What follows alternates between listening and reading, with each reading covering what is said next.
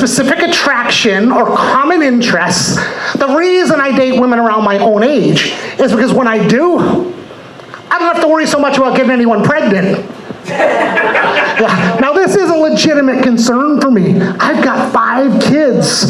Now, I can't even begin to date a younger woman. I even start to get intimate with a woman that could potentially get pregnant, and my brain starts sending out all these signals, and suddenly my penis just goes. You know, some people have been scared straight. I've been scared soft. Yeah, you know, and I'll tell you, birth control doesn't do anything to ease my anxiety. Why, you may ask? Because 3 of my 5 kids were actually conceived while using protection. See, I have no confidence in this stuff. Ladies, I'm going to give you some instructions. You want to turn me on, this is what you do. You come in close and you whisper in my ear and you say, I'm barren. Now that is hot. You know, tell me your tubes are tied. That's a freaking turn on. I'll tell you what, menopause. Menopause is an aphrodisiac for me at my age. Yeah, at this stage of my life. And it's true. I do have 3 kids that were conceived while using protection. And this always reminds me of a certain story. Now, most of you have read or at least heard of the Iliad of Homer. It's considered one of the greatest works of literature in the history of the world. And within this book, there's another well-known story. It's the story of the Trojan horse. Now, to break this down, basically the Greeks and Trojans are at war, but there's a problem. The Trojans have built this big wall around the city, and the Greeks cannot penetrate it. But they come up with an idea. They build this huge wooden horse. They set it outside the gates of Troy. The Trojans look out and see it. For some reason, they assume this is a gift from the gods. So they open the gates, they bring the horse in, but what they don't realize is that it's hollow, and it's full of Greek soldiers. And next thing you know, the soldiers come busting out of that horse, and they start shooting all over the place. And I tell you that story for one reason. I tell you that story to let you know the Greeks are not the only people in the history of the world to come busting out of a Trojan and start shooting all over the place. I'm guilty of that. And for those of you who don't realize what just happened, I just took the Iliad of Homer, one of the greatest works of literature in the history of the world, and I turned it into a dick joke. And that, my friends, is the most intelligent dick joke you shall ever hear in your entire life. Yes. Now, a little bit about myself. I've done a lot of traveling in my life, and one thing I've learned while traveling is that the same word can mean something completely different depending on where you are. Like, take the word gangsta, for example. Some people hear the word gangsta and they think Dr. Dre, baseball caps, football jerseys. I hear gangsta, I think Don Corleone, slick back hair, Armani suits.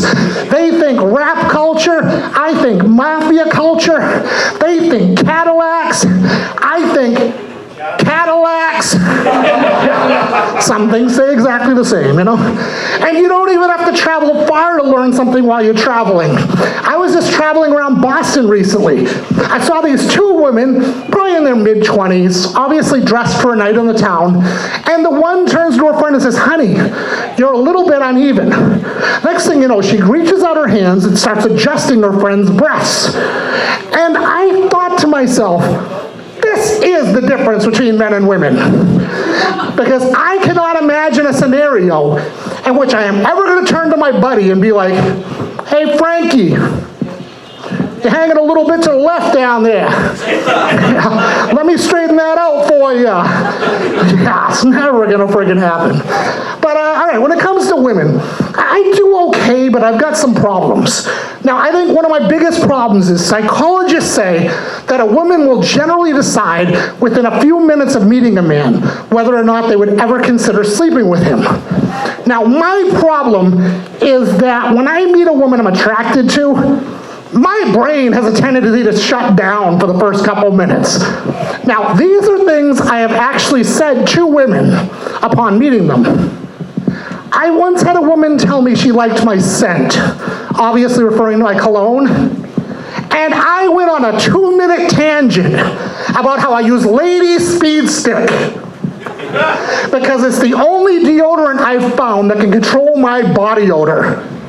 All right, another time a woman walked right up to me, laid her hand on my chest and said, "I love your shirt." And I got so nervous and flustered that I responded, "Thank you, it's a 3XL. But this was the worst one of all. I wear a CPAP machine for sleep apnea. And when I wake up in the morning, the straps leave some marks on the side of my face. Now, generally, by the time I leave the house, the marks are gone.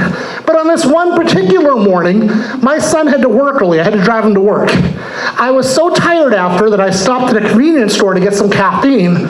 I wound up in a conversation with this woman. She obviously saw the marks because she asked me to use a CPAP machine. And without hesitating, I responded, "Nah, kept the ball gag on a little too long last night." I mean, I was as surprised to hear the words come out of my mouth as she was. I mean, where do you go from that? And that's not my only problem. I mean, I am a big guy, and I realize a lot of ladies like a guy with more muscle on his body. Back in the day, we used to refer to this as beefcake. I'm like, come on, ladies. If there's two words that describe me, they are most definitely beef and cake. Hey, that's my time for tonight. Thank you.